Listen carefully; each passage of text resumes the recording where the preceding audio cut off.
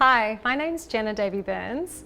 I'm the Deputy Mayor of the City of Kingston. I've been living in Kingston since I was 12 and I've been a foster carer for the last 7 years. I decided to become a foster carer because I really wanted to provide support to families and children. I've always loved working with kids. I've been a long-standing volunteer in the community and I realised that I had room in my life to provide care and love for children who really needed support. My journey as a foster carer has been really varied. I've undertaken short-term respite, longer-term placements, and at one point I had a full-term placement with 3 kids. Over the time that I've been a foster carer, I've cared for children ranging from 14 months through to 17 years old. And I love working with kids of all ages. There's always different challenges and lots of fun activities depending on the age. There's been so many moments as a foster carer where I've realised the impact that I've had even in the smallest of ways. Probably the most meaningful for me was when my 10-year-old foster daughter came home and told me that at school that day she decided to run for school captain. It really meant a lot to me to see that my journey as campaigning as a woman for local council had impacted her to the point where she felt confident to stand up and become a leader in her school environment.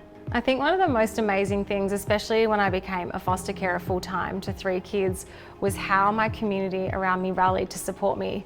I had one mum in the community who every Tuesday night would bring around this beautiful wicker basket full of home-cooked bread and instructions on every little container on when to put this in the oven, how long to cook it for. Those kind of moments were the things that kept me going as a foster carer. I've had lots of other support from people around me, and the thing that I've loved about my foster care journey is having so many people be part of my foster children's lives as aunties, as family friends, providing roles for those children that I'm always not able to fill as a single parent. So I've had that whole community of support rally around me. I've cared for Aboriginal children, and one of the most important things to me as a non-Aboriginal person was ensuring that we all maintained a really strong connection to culture. We did that in so many ways. It could be through Indigenous walks that we did. Once I rang Bangarra and asked them to come along and do a dance class for the kids online during lockdown, and that was such a highlight. Watching my foster kids break dance around the living room to Baker Boy while they were learning their Bangarra dance moves.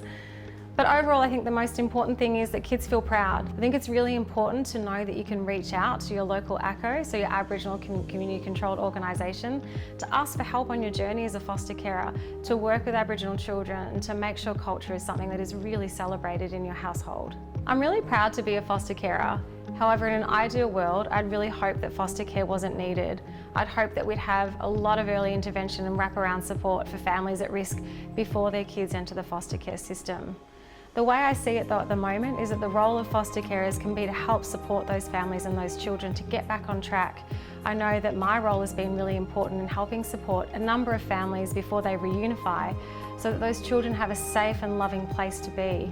It really does take a whole community to raise children, and no family should have to do that on their own. So I see my role as being an auntie, an extended family member, or someone who can just help support that family and hold them through that hard time. Victorians from all walks of life can sign up and contribute to our community in really meaningful ways. I'm a short-term respite carer, sometimes I do long-term placements, sometimes I have to say no. There's room in everyone's life to become a foster carer.